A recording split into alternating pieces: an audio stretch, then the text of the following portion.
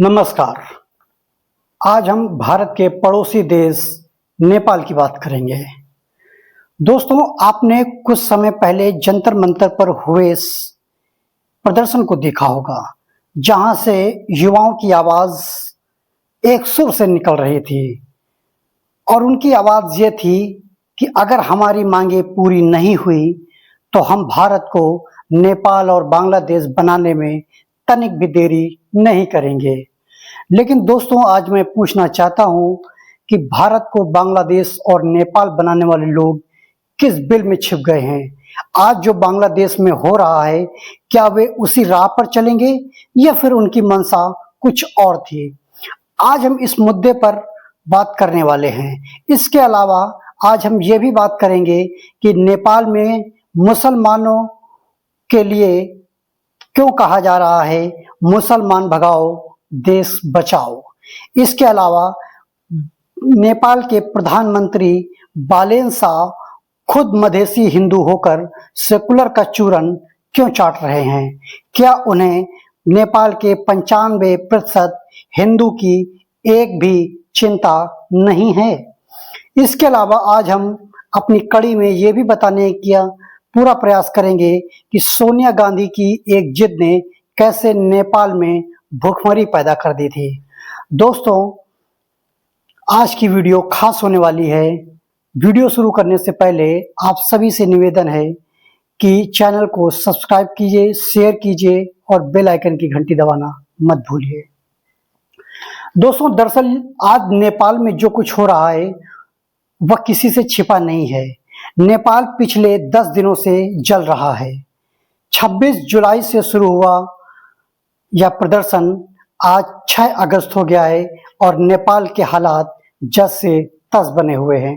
दोस्तों, दरअसल होता क्या है, पहले ये समझ लेते हैं।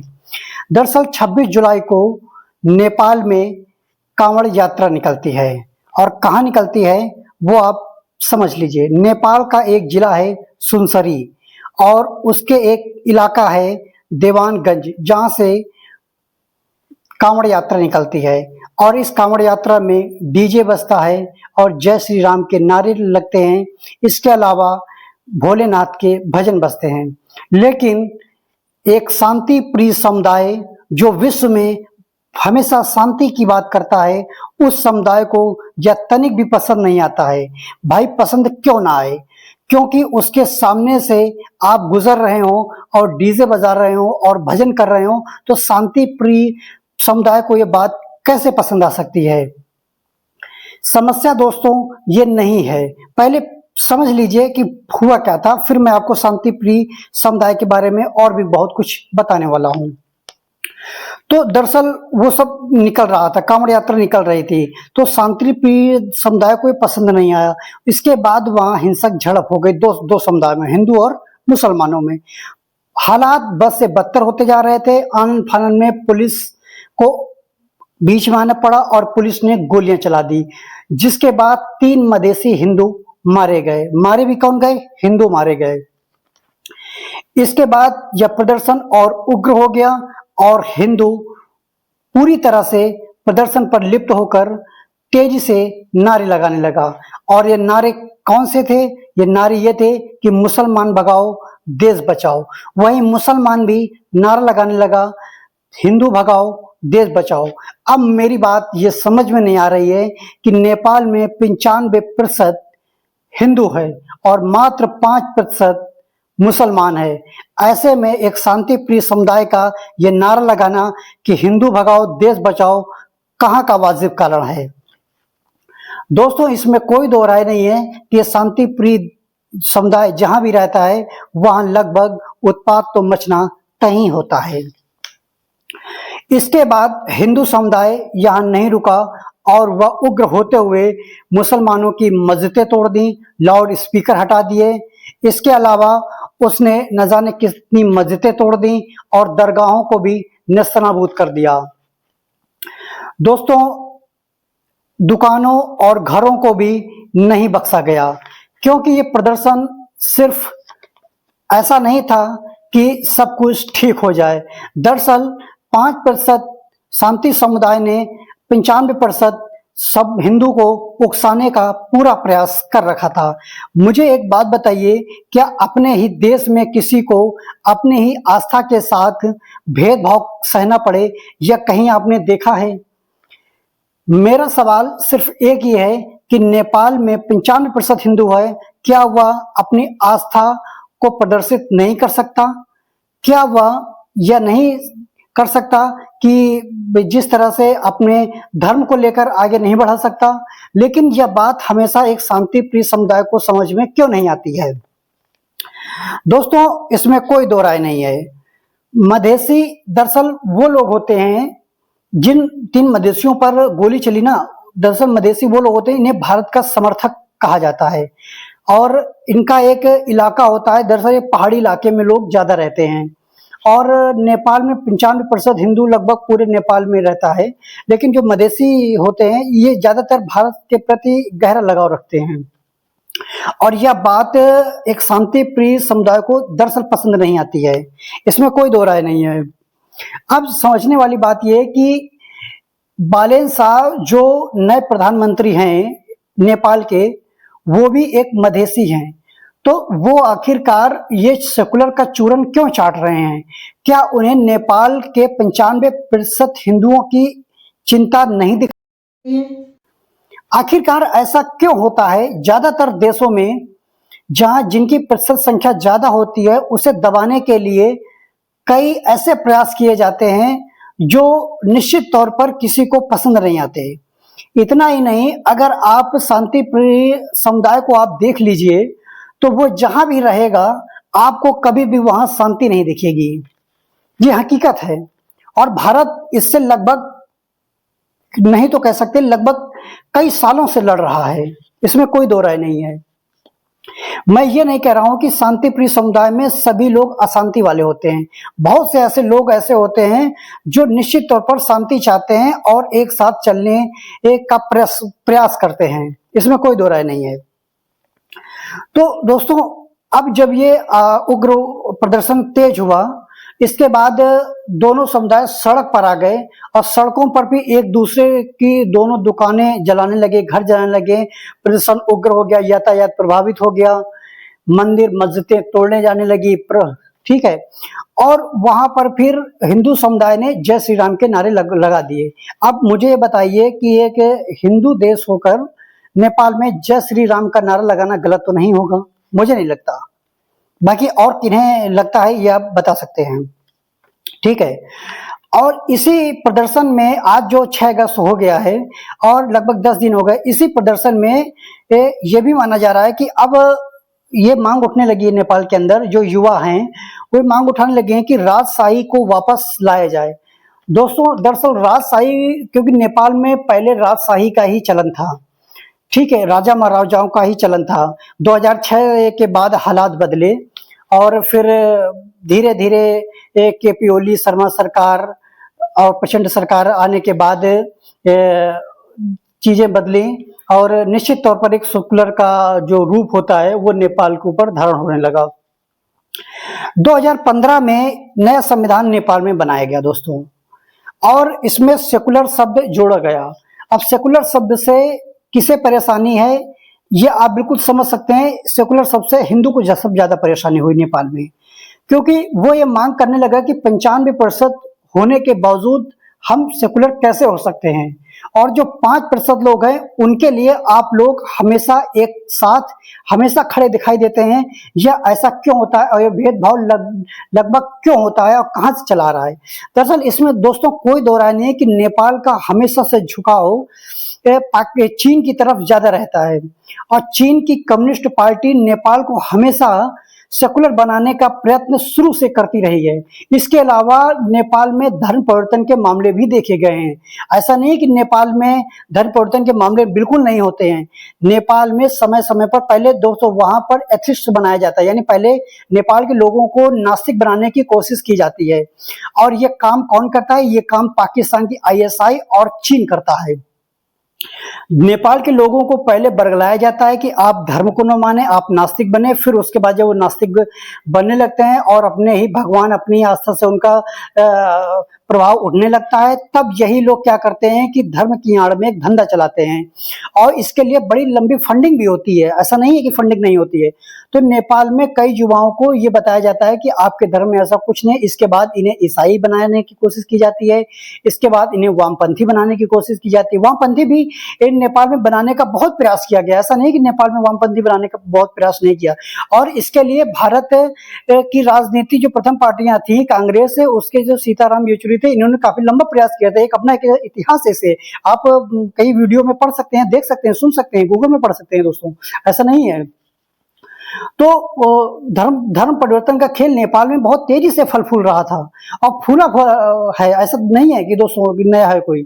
तो नेपाल में क्या होता है कि धर्म परिवर्तन का खेल की फंडिंग जो होती है वो चीन और पाकिस्तान खुल के करते हैं, इसमें कोई दो राय नहीं। इसके अलावा नेपाल में फंडिंग अमेरिका से भी आती है, CIA करता है, इसमें कोई दो राय नहीं है। और इनको नास्तिक बनाकर फिर इनका धर्म परिवर्तन कराकर ये सब किया जाता है। लेकिन नेपाल का हिंदू इतना सजग है, भारत के हिंदुओं को ये सीखना चाहिए कि नेपाल का हिंदू इतना सजग है, वो कभी भी इनके बहकावे में नहीं आता। और जब नेपाल के हिंदू को लगता है कि कुछ ताकतें, कुछ ऐसी बीमारियां जो उनके ऊपर हावी हो रही हैं, उससे सजग होकर, उससे सबक लेकर ये लोग उससे दूर होने लगते हैं और उसे भगाने की पूरी कोशिश करते हैं। लेकिन हिंदुस्तान में ऐसा नहीं होता है। अब हिंदुस्तान में क्यों नहीं होता? क्योंकि यहाँ सेकुलर के आपको बहुत से ऐसे लोग मिल जाएंगे जो सेकुलर का चूरन लंबे समय से चाट रहे हैं। नेपाल की राजनीति आप कभी भी देखिएगा दोस्तों, वहां जब भी चुनाव होता है, कोई भी चुनाव हो, आप छोटे से लेकर बड़े चुनाव आप लेवल लीजिए, मैं इस समय बड़े लेवल का ही चुनाव दे, वहां भी कोई भी हिंदू आपको बहुत कम सेकुलर मिलेगा। मतलब आप ये समझ लीजिए ना के बराबर ही वहां सेकुलर आपको मिलेगा। और वहां हिंदू कभी भी, कोई राजनेता अगर हिंदू हुआ तो वहां कभी भी आपको अपनी आस्था के प्रति, अपने भगवान के प्रति कभी भी वो दुर्व्यवहार नहीं करेगा, कभी भी भेदभाव नहीं करेगा, कभी भी अपने आस्था के ऊपर सवाल नहीं खड़े करेगा, कभी भी भगवान के ऊपर सवाल नहीं खड़े करेगा, अपने धर्म को हमेशा सर्वश्रेष्ठ रखने की कोशिश करेगा। लेकिन भारत में बिल्कुल ऐसा नहीं है। यहाँ कुछ लोग ऐसे हैं जो सेकुलर का चूरन चाट चाट कर अपने ही धर्म पर, अपनी ही आस्था पर सवाल उठाते हैं। और जब जनता उन्हें समझ जाती है कि नहीं, ये अपने ही आस्था पर सवाल उठाते हैं, और जब देखते हैं कि राजनीति उनकी रोटियां सेक नहीं रही है और गद्दे उनकी खतरे में पड़ रही है, तो वही लोग सनातन का चोला ओढ़ के, हिंदू धर्म का चोला ओढ़ के वोट मांगने के लिए चले जाते हैं जैसे भिखारी हों। इसमें कोई दो राय नहीं है। अभी आप देख लीजिए, अभी राम मंदिर में, भारत में जो अयोध्या का राम मंदिर है, उसमें चंदा चोरी हुआ। अब इसी राम मंदिर के अयोध्या में आप देख लीजिए कि जब ये नहीं बन रहा था और जब इसको बनने के लिए सुप्रीम कोर्ट में केस लड़ा जा रहा था, तो कैसे वकीलों की फौज खड़ी की थी? किसने? किसी को पता है किसने खड़ी की थी? कांग्रेस ने खड़ी की थी, है? और समाजवादी पार्टी ने उसका भरपूर साथ दिया था। ऐसे लोग थे। राम मंदिर ना बने उसके लिए इन्होंने वकीलों की फौज खड़ी कर दी, न जाने कितनी फंडिंगें दी। और फंडिंग देने वाले कौन थे? ये शांति प्रिय समुदाय के लोग थे, इसमें कोई दो राय नहीं है। लेकिन आप ये देखिए ना कि जब देखा कि राम मंदिर में चंदा चोरी हुआ, ये लोग सनातन का असली चेहरा निकाल के आने लगे और चोला ओढ़कर दिखाने लगे, हम सनातन के सबसे बड़े हितैषी हैं। मेरी बात को गौर से सुनिएगा। दिखाने लगे क्योंकि इनको ये लगने लगा कि अगर ये मौका है, अगर हम यहाँ से मौके को नहीं भुनाएंगे तो जो बचा कुचा हिंदू है उसके दिमाग में हम नफरत का बीज कैसे बोएंगे कि आपके धर्म में चोरी होती है, आपके धर्म में ये सब कुछ होता है। बहराइच में दरगाह में चंदा चोरी हुआ, किसी ने बोला? किसी की आवाज नहीं उठी। और सब जानते हैं क्या हुआ वहां पर। अजमेर के शरीफ दरगाह में चंदा चोरी हुआ, किसी ने आवाज नहीं उठाई। ये दोस्तों साबित करता है कि आपको नीचा दिखाने के लिए, सनातन धर्म को नीचा दिखाने के लिए, टारगेट करने के लिए ऐसे लोग बहुत बैठे हैं। और हिंदू लोग निश्चित तौर पर इस बात को अच्छी तरह समझ ले, ये लोग सिर्फ अपनी राजनीतियां सेंक रहे हैं और इनको आपकी एक भी नहीं पड़ी। ये समझ लीजिए ये लोग कौन है, इनका चेहरा असली रूप में पहचानिए। समय समय पर सनातन को बदनाम करने वाले लोग हैं। अब मैं नेपाल की राजनीति पर, तो नेपाल में मैं बात कर रहा था कि नेपाल में आपको कोई भी ऐसी राजनीति में राजनेता नहीं मिलेगा जो अपने धर्म के खिलाफ खड़ा हो। वो कभी भी हिंदू की बुराई नहीं करेगा, कभी भी सनातन की बुराई नहीं करेगा, कभी भी भगवान की बुराई नहीं करेगा। लेकिन भारत में ऐसे आपको लोग मिल जाएंगे। ये हमेशा होता है और इसमें कोई दो राय नहीं है कि वाम पंथ को थोपने की कोशिश नेपाल में एक समय से चली आ रही थी। तो हिंदू वहां का जागरूक हुआ, उसने समझने की पूरी कोशिश की आखिरकार ये चीजें हो क्यों रही हैं। वो पूरी तरह समझ गया और सजग हो गया। अब वहां के कुछ ऐसे लोग हैं जो ये बात समझ गए हैं कि हिंदू यहाँ का जागरूक है, जाग चुका है, यहाँ ब्रेन वॉश करना इतना आसान नहीं है, तो दूसरी चालों को समझना इतना आसान नहीं है जिस तरह से चालें चली जा सकती हैं। ये आप समझिए पहले। तो इसमें कोई दो राय नहीं है। तो इस समय मतलब सवाल ये पैदा होता है कि नेपाल को भारत को नेपाल बनाने वाले और बांग्लादेश बनाने वाले जो लोग थे वो आज समय पर नहीं दिखाई दे रहे हैं। जनता मंच से ये आवाज उठ रही थी, नहीं उठ रही थी, यही लोग थे। अब बनाइए नेपाल, अब भारत को नेपाल बनाइए। नेपाल तो हिंदू राष्ट्र घोषित होने जा रहा है, अब बनाइए नेपाल। उसको क्यों नहीं बना रहे हैं? बनाइए, किसने रोका है आपको? अब आवाज किसी के मुंह से नहीं निकलने वाली दोस्तों, आप समझ रहे हैं ना, ये होता है। अब दूसरी बात मैं ये कर लेता हूं कि जो मैंने आपको कहा था कि बालेन शाह खुद हिंदू, मधेसी हिंदू हैं और वो सेकुलर का चूरन चाट रहे हैं। देखो राजनीति में क्या होता है ना कि राजनीति में आप कितने बड़े कट्टर हिंदू हो ना, क्योंकि मैं कट्टर का इस्तेमाल नहीं करना चाहता, क्योंकि आप भी इस बात को ध्यान रखें। मैं माफी चाहता हूं कि हिंदू में सबसे पहले कट्टर का इस्तेमाल नहीं होना चाहिए, क्योंकि हिंदू कभी भी कट्टर नहीं होता है। और कट्टर कौन लोग होते हैं ये बताने की आपको जरूरत नहीं है, क्योंकि हम लोग ऐसे लोग होते हैं, हम लोग गीता पढ़कर, हम लोग रामायण पढ़कर ऐसे लोग होते हैं जो अपने भगवान का अपमान होने के बावजूद हम लोग किसी का गला काटने की कोशिश नहीं करते हैं। कुछ लोग ऐसे हैं, मैं उनकी बात नहीं कर रहा हूं, ठीक है। तो हम लोग कट्टर बिल्कुल नहीं है, इस बात को समझ रहे हैं। हम लोग बहुत शांति प्रिय लोग हैं, ये आप बिल्कुल ध्यान में रखें। अच्छा दूसरी बात, और राजनेता जो होते हैं ना उसको भी अपनी सिर्फ गद्दी नजर आती है और फिर पैसा नजर आता है, फिर राजाओं जैसी फीलिंग नजर आती है, और फिर उसको ये नहीं दिखता हम हिंदू होकर हम अपने हिंदू की चिंता क्यों करें, फिर जैसा जो हो रहा है वो निपटने दे, जैसा जो खेल हो रहा है चलने दे, फिर वो कभी चिंता नहीं करेगा, कोई भी हो। नेपाल में बालेन शाह यही कर रहे हैं, और बालेन शाह को ये समझना चाहिए कि 95% नेपाल का हिंदू है। वो जिस दिन जग गया आपको समस्या पड़ सकती है। तो ये सब सवाल ऐसे हैं जो नेपाल की राजनीति में हमेशा हमेशा से समय समय पर उभरते रहे हैं। सोनिया गांधी का एक किस्सा मैंने आपको लास्ट में जिक्र किया था, वो मैं आपको बता दूं। राजीव गांधी की शादी सोनिया गांधी से हुई थी। शादी के बाद दोनों लोग नेपाल घूमने गए थे। घूमने के बाद पशुपतिनाथ मंदिर है, वहां पे वो दर्शन करने के लिए गए। तो जब दर्शन करने के लिए गए तो वहां के जो पुजारी थे उन्होंने प्रधानमंत्री राजीव गांधी को कहा कि आप यहाँ आए हैं, हम आपका स्वागत करते हैं, आप भारत के प्रधानमंत्री हैं, आपका मंदिर है, दिल खोल के आपको स्वागत करते हैं, आप दर्शन कीजिए, लेकिन हमारी एक शर्त है, दर्शन आप सिर्फ अकेले करेंगे, सोनिया गांधी नहीं करेंगी। वो किस लिए नहीं करेंगी? इसलिए क्योंकि वो दूसरे मजहब से थी, है ना, वो ईसाई थी। और पशुमत, और ये भारत का मंदिर नहीं है, या भारत की पुजारी नहीं है, वो नेपाल की अपनी एक आस्था है। तो नेपाल के पुजारियों ने कहा कि हम आपको अंदर नहीं, मतलब आपको तो अंदर आने देंगे लेकिन सोनिया गांधी को अंदर आने नहीं देंगे और दर्शन नहीं करने देंगे। तो उन्होंने कहा ये दूसरे समुदाय से, हमारे यहाँ ऐसी प्रथा नहीं है। इसके बाद राजीव गांधी बिगड़ गए। राजीव गांधी ने समझ लिया कि अब नेपाल को सबक सिखाने का वक्त आ गया। वो आनंद फानंद में भारत पहुंचे, और भारत में उन्होंने क्या किया, भारत से जो नेपाल को तेल, गैस, पेट्रोल सब सप्लाई हो रहा था, सब बंद करवा दिया। इसके अलावा जो व्यापार चल रहा था, व्यापार में 60 से 70% की कटौती करवा दी। नेपाल में भूखमरी जैसे हालात पैदा हो गए, लोग तेल डीजल के लिए गिड़गिड़ाने लगे। ये सब राजीव गांधी ने बदला लेने के उद्देश्य से किया, ये समझ लीजिए। और अब आज ये जो कांग्रेस की सरकार ये जो कहती है कि हमने नरेंद्र मोदी सरकार ने विदेशी नीति को खत्म कर दिया, कभी राजीव गांधी की विदेशी नीति को आप देखिएगा। नेपाल के साथ हमारे रिश्ते कैसे हो गए थे, नेपाल के लोग हमें क्रूरता से देख रहे थे, मतलब नेपाल की जनता एक हिंदू होकर हमें क्रूरता से देख रही थी, न जाने किस भाव से देख रही थी। रोटी बेटी का रिश्ता था हमारे साथ नेपाल का, उस रिश्ते को खत्म किया गया सिर्फ एक जिद की वजह से। आप लोग गूगल में पढ़ लेना, देख लेना, ये बात सत्य है। कैसे नेपाल को बर्बाद करने की पूरी कोशिश की थी राजीव गांधी ने, इसमें बात किसी छिपी नहीं है।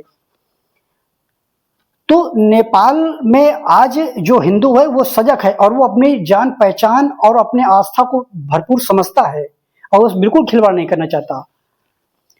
और जो लोग ये बात ये उठा रहे थे ना शुरू से कि नेपाल में तख्ता पलट हो गया, सत्ता परिवर्तन हो गया, वो हम भारत में कर देंगे, वो आप करके दिखाइए, बिल्कुल करके दिखाइए, इसमें कोई दो राय नहीं है, आप करिए। तो आज नेपाल हिंदू राष्ट्र की ओर जा रहा है, आप करके दिखाइए।